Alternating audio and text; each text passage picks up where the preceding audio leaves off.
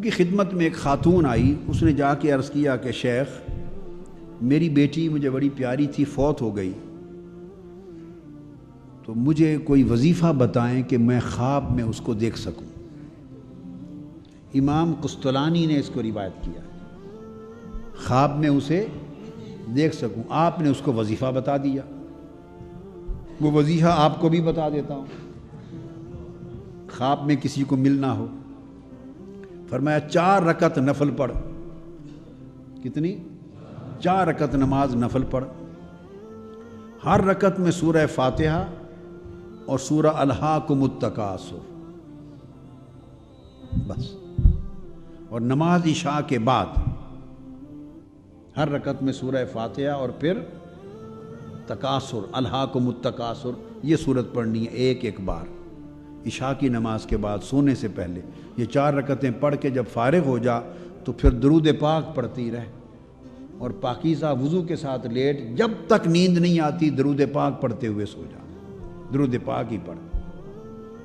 تو تمہاری بیٹی خواب میں مل جائے گی اور پورا حال تمہیں دکھائی دے گا۔ اس خاتون نے یہی کیا، تو جب وہ یہ وظیفہ کر کے لیٹی تو اس نے اپنی بیٹی کو خواب میں دیکھا کہ وہ عذاب میں ہے، وہ اب اسے کوئی اعمال ہوں گے، عذاب میں ہے اور زنجیروں میں جکڑی ہوئی ہے آگ کے اندر۔ اب وہ خاتون صبح پریشان امام حسن بصری رضی اللہ تعالیٰ عنہ کے پاس آئی، تو اس نے آ کے عرض کیا کہ حضرت میں تو بہت پریشان ہوں، بیٹی تو خواب میں مل پڑی، میری بیٹی مگر وہ تو عذاب میں ہے، دوزخ میں زنجیروں میں جکڑی ہوئی ہے، اب مجھے کوئی اور وظیفہ بتائیں تاکہ اللہ پاک اس کی معافی فرما دے۔ تو امام حسن بصری نے فرمایا جا جتنا صدقہ کر سکتی ہے اس کی طرف سے صدقہ کر تاکہ اللہ تعالیٰ اسے معاف کر دے۔ اب مرحومین کی طرف سے صدقہ خیرات کرنا یہ بھی ائمہ تابعین کے وقت سے عمل ہے اور حضور علیہ السلام کا حکم تھا صحابہ کرام کے لیے۔ وہ خاتون چلی گئی، مگر اگلی رات وہی بچی امام حسن بصری رضی اللہ تعالیٰ عنہ کے خواب میں آئی، خود امام حسن بصری رضی اللہ تعالیٰ عنہ کے خواب میں آئی، اور آپ نے دیکھا کہ وہ جنت کے ایک باغ میں ہے،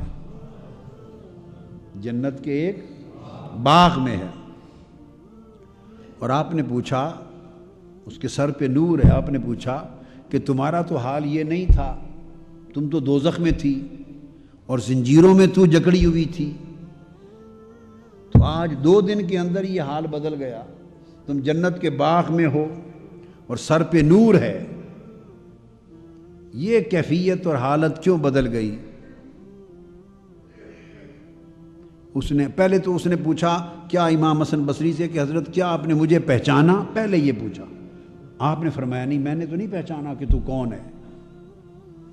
اس نے عرض کیا یا حضرت میں وہی ہوں جس کی ماں کو آپ نے درود پاک پڑھنے کا وظیفہ بتایا تھا، 4 نفل پڑھ کے درود پاک پڑھنے کا وظیفہ بتایا، میں وہی لڑکی ہوں۔ تو تب آپ نے فرمایا کہ ہاں یہ بتا تیرا تو حال یہ نہیں تھا، تو دوزخ میں تھی، زنجیروں میں تھی، اب تیری حالت کیسے بدل گئی؟ اس نے جواب دیا کہ وجہ یہ ہے کہ میں بالکل حق بات ہے اسی دوزخ میں زنجیروں میں تھی، آج ہماری قبرستان سے، میری قبر کے اوپر سے اللہ کا ایک ولی گزرا، رجل من الصالحین، اولیاء اور صالحین میں سے ایک شخص گزرا ہماری قبروں سے، اور گزرتے ہوئے اس نے حضور علیہ السلام پر درود و پاک پڑھتا جا رہا تھا، حضور علیہ السلام پر درود و سلام پڑھتا جا رہا تھا، تو درود و سلام پڑھتا گیا اور کہتا تھا باری تعالیٰ جتنا درود و سلام پڑھ رہا ہوں اس کا ثواب ان قبر والوں کو پہنچا دے۔ تو اس ولی کی زبان سے جو درود و سلام نکلا اور اس نے ہماری روحوں کو بخشا، اللہ پاک نے اس کے صدقے اسی وقت ہم سب کو معاف کر دیا اور دوزخ سے نکال کے ہمیں جنت میں پہنچا دیا۔ یہ آقا علیہ السلام کے اس درود و سلام کا صدقہ ہے جو اللہ کے ایک ولی کی زبان سے نکلا۔